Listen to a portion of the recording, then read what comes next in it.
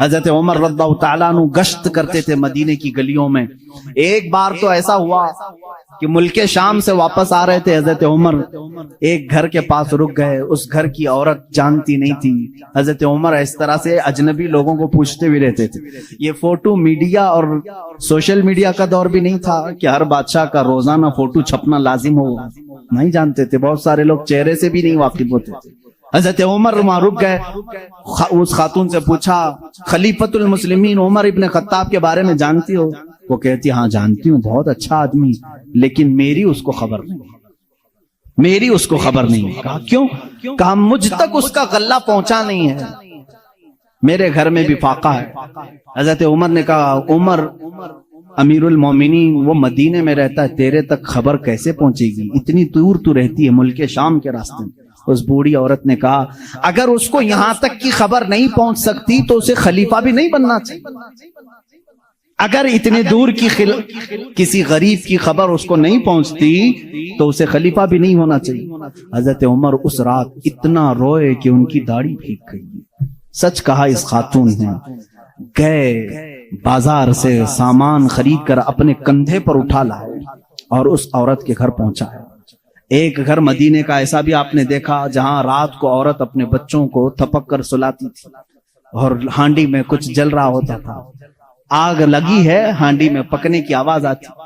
حضرت عمر دیکھ رہے تھے, آواز سن رہے تھے. بچوں کو ماں کہہ رہے سو جاؤ سو جاؤ, بچے کہہ رہے ماں تو روزانہ یہی بول کے سلاتی ہے, 2 دن سے پک رہا ہے, کب پکتا ہے, ہم رات کو بھوکے سو جاتے. حضرت عمر دستک دیتے ہیں, اس گھر والی سے پوچھتے ہیں کیا معاملہ؟ کہا گھر میں کچھ بھی نہیں. پھر یہ ہانڈی میں کیا ہے؟ کہا پانی اور پتھر رکھی ہوں بچوں کو بہلانے کے لیے کہ اسی آس میں سو جائیں گے. حضرت عمر رضی اللہ تعالیٰ عنہ فرماتے ہیں مجھے اس کی خبر نہیں ہوئی. بیت المال میں گئے, پورا تھیلا اٹھایا آٹم کا, اناج کا, اپنے کندھے پر لے کر نکلی. ان کے غلام نے کہا یہ ہمیں دے دیں, ہم لے کر چلتے ہیں. سختی سے کہا قیامت کے دن کیا تو میرے اعمال کا بوجھ اٹھا پائے گا؟ مجھے اٹھانے دے. لے کر کے آئے, نقاب باندھے ہوئے تھے اپنے چہرے پر. اس خاتون سے کہا میں روٹیاں پکاتا ہوں. گھر میں داخل ہو کر آٹا گوندھا, روٹیاں پکائی, بچوں کو جگایا, ان کا منہ دھویا, ہر روٹیاں انہیں پروسنے لگے. وہ خاتون کی آنکھوں میں آنسو آ گئے. کہا تجھ جیسا فرشتہ اللہ نے اتارا ہے, میرے گھر کئی دنوں کے بعد غذا آئی ہے. اس خاتون سے حضرت عمر نے پوچھا عمر کے بارے میں تمہارا کیا خیال ہے؟ عمر کے بارے میں تمہارا کیا خیال ہے؟ وہ کہتی ہے بہت نیک ہے, خلیفہ رسول ہے, لیکن کیا کروں مجھ جیسی غریب کی فریاد شاید اس تک نہیں پہنچی. اگر میرے بچے بھوکے مر گئے تو میں قیامت کے دن یہ شکایت ضرور کروں گی. حضرت عمر ہچکیاں لگ گئیں, زور سے ہچکیاں آ گئیں حضرت عمر کو. وہ خاتون کہنے لگی میرے بھائی تجھے کیوں اس بات کا خوف ہے, تجھے کیوں اس بات کا ڈر ہے, تو کیوں رو رہا ہے؟ حضرت عمر جن کی آنکھیں لال ہو چکی تھی, غم کی وجہ سے بدن پہ کپ کپی تھی, نقاب ہٹایا. اس خاتون کو کہا عمر ابن خطاب میں ہی. وہ خاتون مچل گئی اور کہا اے رب ذوالجلال تو گواہ ہو جا, میں عمر کی یہاں پر بھی گواہی دیتا ہوں اور قیامت کے دن بھی گواہی دوں گی کہ اگر کسی غریب کی خبر گیری کوئی کر سکتا ہے تو وہ عمر ابن خطاب ہے. 1 سال پورے مدینے میں قحط آ گیا, وہ پورے سال تک حضرت عمر فاروق نے سالن نہیں کھایا, سالن نہیں کھایا, روٹی کو پانی میں بھگوتے تھے کھاتے تھے. لوگ کہتے تھے آپ کیوں نہیں کھا رہے ہیں, آپ خلیفہ ہیں؟ کہتے تھے قحط کا دور ہے, پتہ نہیں کون بھوکا ہے اور کون کھایا ہے, میں اس وقت تک نرم نہیں کھاؤں گا جب تک میری پوری رعایا خوشحال نہ ہو جائے. حضرت عمر کا یہ نظام تھا جس کے بعد حالات ایسے ہو گئے. صرف 2.5 سال کے بعد, صرف 2.5 سال کی خلافت کے بعد مدینے کے حالات یہ تھے میرے عزیزو, مدینے والے اپنی زکات لے کر باہر آتے تھے, لینے والا کوئی نہیں تھا. زکات لینے والا کوئی نہیں, سب زکات دینے والے تھے. سیدنا عمر ابن خطاب رضی اللہ تعالیٰ عنہ نے اتنا کیپیبل کر دیا تھا. حضرت معاذ بن جبل یمن سے وہاں کا مال غنیمت مدینے میں بھیجتے ہیں حضرت عمر کے پاس کہ مدینے کے غربا اور مساکین میں یہ بانٹ دیں. بہت مال آیا تھا. حضرت عمر نے وہ زکوٰۃ کے مال کو حضرت معاذ بن جبل پر یہ کہہ کر کے واپس کر دیا مدینے میں اب کوئی فقیر نہیں رہ گیا, سب زکوٰۃ نکالتے ہیں, اس کا کوئی مستحق نہیں, یمن میں ہی بانٹ دو. حضرت معاذ نے پھر دوبارہ بھیجا کہ یمن میں بھی کوئی فقیر باقی نہیں ہے, جو تھے ان کو بانٹنے کے بعد یہ بھیجا گیا ہے. حضرت عمر نے وہ مال دور کے کسی ملک بھیجا جہاں فقراء و مساکین سے. یہ نظام عدل اگر کوئی قائم کر سکتا ہے تو وہ عمر ابن خطاب ہے رضی اللہ تعالیٰ. اور جانتے ہیں پوری کائنات کے لیے, پوری دنیا کے لیے حضرت عمر کے وہ کام جو آج بھی دنیا ان کی پیاسی ہے. اور پارلیمنٹ کے لا بنانے والوں کے لیے میرا چیلنج ہے, عمر ابن خطاب کے بنائے ہوئے قوانین کو چھوڑ کر آج پوری دنیا کی کسی پارلیمنٹ میں مکمل لا کوئی بنا ہی نہیں سکے گا. اس لیے کہ جرائم کے قوانین, بچوں کے قوانین, عورتوں کے قوانین, بوڑھوں کے قوانین, سب کے قوانین سب سے پہلے حضرت عمر فاروق نے مرتب کیے. اور جانتے ہیں یہ لے آؤٹ بنانے والا سسٹم, ڈیولپ کرنے والا سسٹم, سٹی بنانے کا پلان سیدنا عمر فاروق کا دیا ہوا ہے. سب سے پہلے بصرہ اور کوفہ آپ نے بنایا تھا, یعنی ماسٹر پلاننگ کے ساتھ سٹی بنائی گئی. روڈ بنانے کا سب سے پہلا کام حضرت عمر فاروق نے کیا ہے. تاریخ سب سے پہلے حضرت عمر فاروق نے قائم کی. بیت المال کا نظام سب سے پہلے حضرت عمر نے قائم کیا ہے.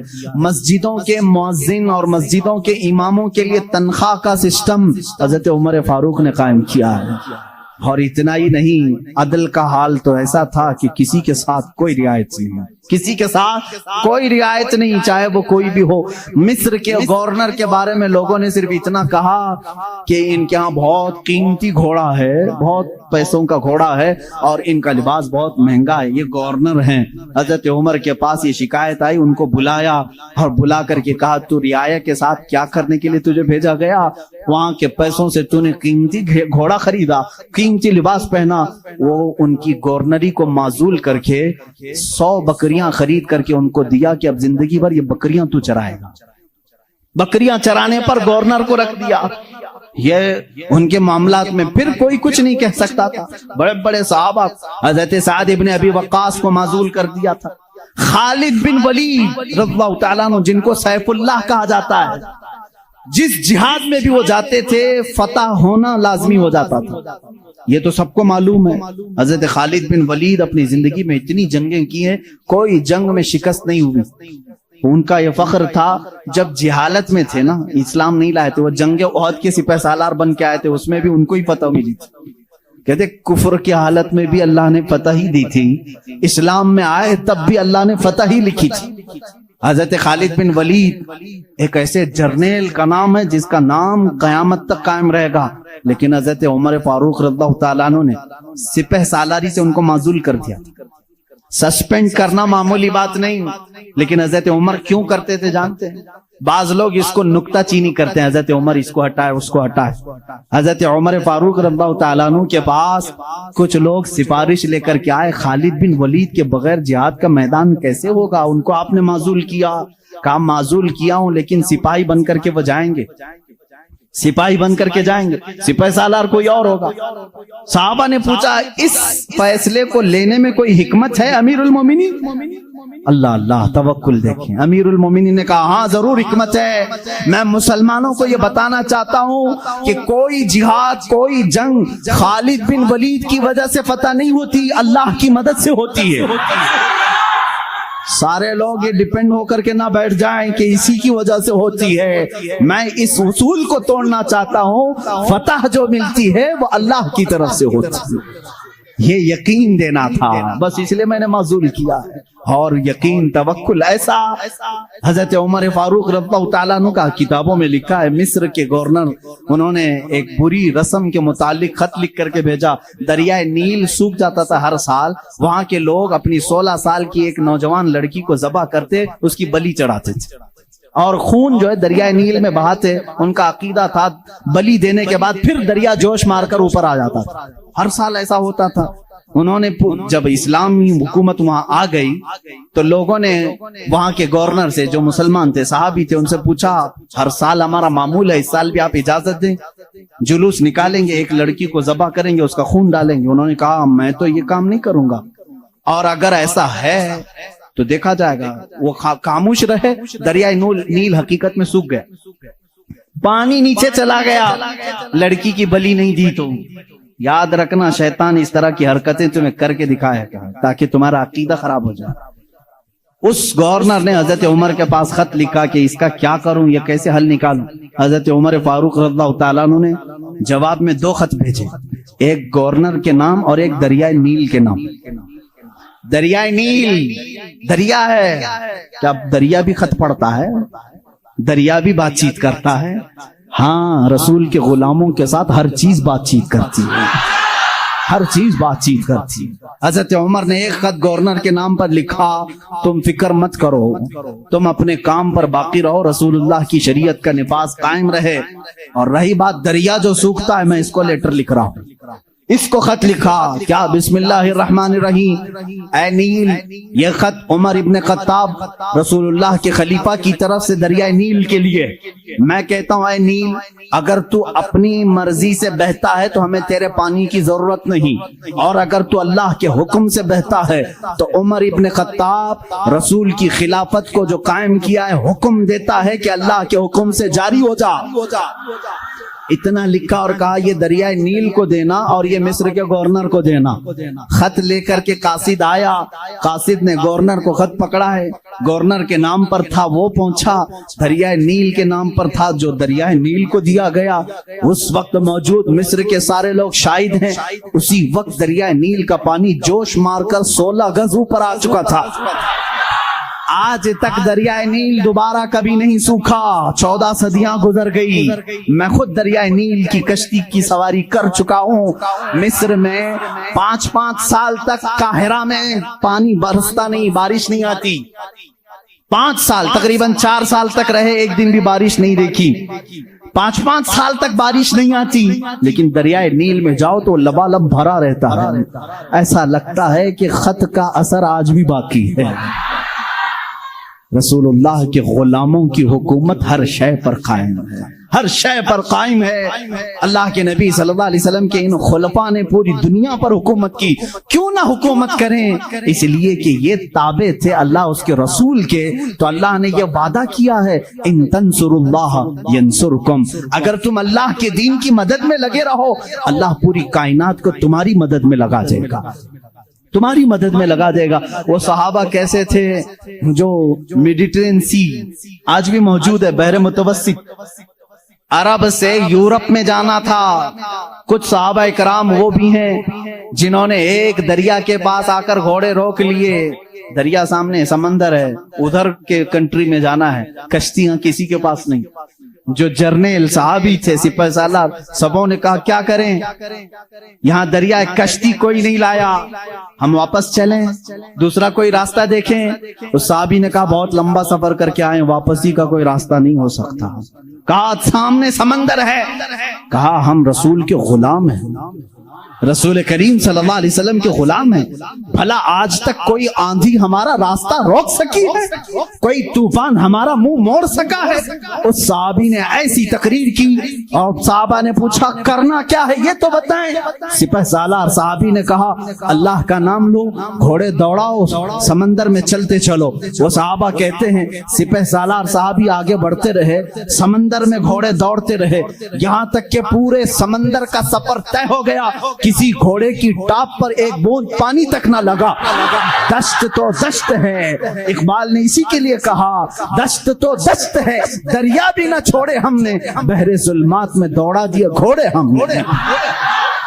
دی اذانیں کبھی یورپ کی کلیساؤں میں تو کبھی افریقہ کے تپتے ہوئے صحراؤں میں، آ گیا عین لڑائی میں گر وقت نماز، قبلہ روحوں کے زمین بوس ہوئی قوم حجاز، ایک ہی صف میں کھڑے ہو گئے محمود و ایاز، نہ کوئی بندہ رہا نہ کوئی بندہ نواز۔ یہ ہماری تاریخ ہے، یہ ہماری شان ہے۔ سیدنا عمر ابن خطاب رضی اللہ تعالیٰ عنہ کے دور خلافت کے سنہرے کام بہت طویل ہے میرے عزیزو۔ اس نظام عدل کو میں آج بھی چیلنج کرتا ہوں، غصہ غسان کا ایک بادشاہ اسلام میں آیا ہے، اسلام قبول کر کے آیا ہے، حج کے لیے نکلے خوشی میں سارے مسلمان، حضرت عمر بھی اس میں ساتھ میں تھے، خلیفہ تھے۔ طواف کے دوران اس بادشاہ کی لنگی پر ایک مسلمان کا پیر پڑ گیا، لنگی سرک گئی، اس نے اپنی بے عزتی محسوس کی، تھپڑ مارا کعبے کے سامنے، اس مسلمان کو بہت اس نے مارا، وہ زخمی ہو گئے۔ انہوں نے شکایت کی حضرت عمر فاروق کے پاس۔ عادل، وہ عدل کی پیکر جو نظام رسول سے ذرا برابر ہٹ کر کبھی فیصلہ نہیں کرتے۔ حضرت عمر کا فیصلہ تو وہ ہے کہ ایک بندہ یہ حضور کے پاس فیصلہ لے کر کے آیا تھا، معلوم ہے نا، ایک یہودی اور ایک مسلمان زمین کے جھگڑے میں فیصلہ کیا، حضور نے فیصلہ کیا یہودی کے حق میں یہ زمین تو چھوڑ دے، لیکن وہ مسلمان منافق تھا، دل میں بغض تھا، اس نے کہا میں رسول کا فیصلہ نہیں مانتا، عمر کے پاس فیصلہ لیں گے، عمر کے پاس کریں گے۔ وہ یہودی کو یقین تھا جو رسول فیصلہ کریں گے وہی عمر بھی کریں گے، لیکن یہاں معاملہ بدل گیا، یہاں معاملہ بدل گیا۔ وہ منافق یہ سوچتا تھا کہ عمر کو میں اپنی باتوں میں لے لوں گا، یہ یہودی ہے ہمارے دشمن، زمین میرے حوالے کر دی جائے۔ حضرت عمر کے پاس دونوں گئے اور کہا ہمارا معاملہ ایسا ایسا ہے۔ اس یہودی نے کہا اے عمر ایک بات سن لو، یہ فیصلہ تمہارے نبی کے پاس ہوا تھا۔ کہا انہوں نے کیا کہا میرے حق میں انہوں نے زمین کا فیصلہ کیا۔ پھر اس نے کیا کیا؟ کہا یہ نہیں مانتا ہے، کہتا ہے عمر کے پاس فیصلہ کریں۔ اللہ اللہ، کہا میں تو پھر اس کا فیصلہ کرتا ہوں۔ حضرت عمر اندر گئے، تلوار لائے، اس کی گردن اڑا دی۔ کہا جو رسول کا فیصلہ نہ مانے عمر اس کا فیصلہ ایسی کرتا ہے۔ یہ بات مدینے میں مشہور بھی ہو گئی، مسلمان کا قتل کر دیا عمر نے۔ حضور نے ان کو بلایا اور کہا کہ تم نے ایک مسلمان کا قتل کیا؟ کہا میں اس کو مسلمان مانتا ہی نہیں جو آپ کو حکم نہیں مانتا، لیکن اگر میں غلطی پر ہوں تو یا رسول اللہ مجھے سزا دے دیں۔ اس وقت تک آیت نہیں آئی تھی، آیت نازل ہوئی، فلا وربک لا یؤمنون حتی یحکموک فیما شجر بینہم۔ اے رسول قسم ہے تمہارے رب کی، اللہ فرما رہا ہے، اللہ فرما رہا ہے اے رسول تمہارے رب کی قسم، وہ ایمان والا ہو ہی نہیں سکتا جو اپنے آپسی معاملات میں آپ کو حکم نہیں مانتے۔ حضور نے فرمایا تب تو عمر نے صحیح فیصلہ کیا۔ اس فیصلے کے حامل علمبردار عمر کے پاس رضی اللہ تعالیٰ عنہ فیصلہ لے کر کے آئے، غسان کے بادشاہ اور ایک عام مسلمان کا۔ وہ بادشاہ ہے پہلے عیسائی تھا، مسلمان ہوا چند دن پہلے مسلمان ہوا ہے۔ دونوں کا فیصلہ آیا، حضرت عمر نے پوچھا کیا معاملہ ہے؟ وہ غسان کے بادشاہ نے کہا اے عمر امیر المومنین، کیا مجھے بھی کٹہرے میں کھڑا کریں گے؟ میں بادشاہ ہوں غسان کا، آپ مجھے اپنے بازو میں بٹھائیں۔ حضرت عمر نے کہا آج مقدمہ ہے، بادشاہ نہیں، تم بھی وہیں کھڑے رہو گے جہاں مقدمہ کرنے والا کھڑا ہے۔ دونوں کو کھڑا کیا، معاملہ پوچھا تو اس کے بعد حضرت عمر نے کہا تم نے زیادتی کی، اس کا غلطی سے پیر پڑا ہے، ہاں اگر تمہیں لگتا ہے کہ اس نے تمہاری بے عزتی کی تو سزا بھی تھوڑی ہونی چاہیے تھی، لیکن جتنا تم نے اس کو مارا ہے یہ اس کا حق ہے۔ کہا کیا فیصلہ ہوگا؟ حضرت عمر نے کہا اس عام مسلمان سے جتنے تھپڑ زیادہ اس نے لگائے تو بھی لگا دے، یہی فیصلہ ہے، جتنا اس نے زیادہ مارا ہے تو مار۔ وہ غسان کا بادشاہ کہتا ہے بادشاہ کو عام آدمی مارے گا؟ حضرت نے عمر نے کہا ہاں مارے گا، یہ نظام رسول ہے، یہ نظام رسول ہے، یہ قیصر اور کسریٰ کی حکومتیں نہیں ہیں، یہ اللہ کے نبی کی قائم کی ہوئی عدالت ہے۔ اس نے کہا ایک دن کی مجھے مہلت دیں، کل آ کر کے اس فیصلے پر عمل کیا جائے۔ آپ نے کہا مہلت تو دی جا سکتی ہے، جیسے ریمانڈ میں لیتے ہیں۔ اس کو چھوڑا گیا، لیکن وہ بادشاہ فرار ہو کر کے بھاگ گیا اور اسلام بھی چھوڑ دیا، مرتد ہو کے چلا گیا۔ حضرت عمر نے اس دن کہا، کچھ لوگ کہنے لگے حضرت عمر اس کے حق میں بات کرتے تو بادشاہ آج مسلمان رہتا۔ ایسی کچھ باتیں بھولی بھالی لوگ کرتے ہیں، ایسا کرتے تو اچھا ہوتا، ایسا نہیں کرنا چاہیے تھا۔ حضرت عمر نے جلال میں کہا اس طرح کے 1000 چھوڑ کر جائیں تو جائیں، لیکن نظام رسول کا ایک حرف بھی میں اپنے ہاتھ سامنے سے جانے نہیں دوں گا، عدل کے تقاضوں کو پورا میں ہمیشہ ہوتا رہنے دوں گا۔ یہ سیدنا عمر فاروق کی عدالت تھی۔ یہ آج پیس اینڈ جسٹس کی بات کرتے ہیں، ان لوگوں سے بات کرتے ہیں جن کے پاس عمر جیسی عدالت ہے۔ اے میرے عزیزو، عدالت کے نام پر آج بڑا دھبا ہے، یہاں پر بہت سارے معاملات ہو سکتا ہے، بہت سارے لوگ میرے اوپر اس بات کا بھی کیس کر دیں کہ یہ حد کی عدالت ہے، عدالت کی بے عزتی کرتا ہے، ہو سکتا ہے، میرے عزیزوں، میں اس عدالت کی عزت کرتا ہوں جہاں عدالت ہوتی ہے. میں اس کو جج اور عادل نہیں مانتا جو پارلیمنٹ کی سیٹ کی بھوک میں مسجدیں بیچ دیتا ہو. میں اس کی عدالت کو نہیں تسلیم کرتا جو ایک قلیل جماعت کو نظر انداز کر کے حاکم پارٹی کی طرف بولتا ہے. میرے عزیزوں، ایسے لوگ دنیا میں بہت سارے آئے جو ضمیر فروش ہوتے ہیں.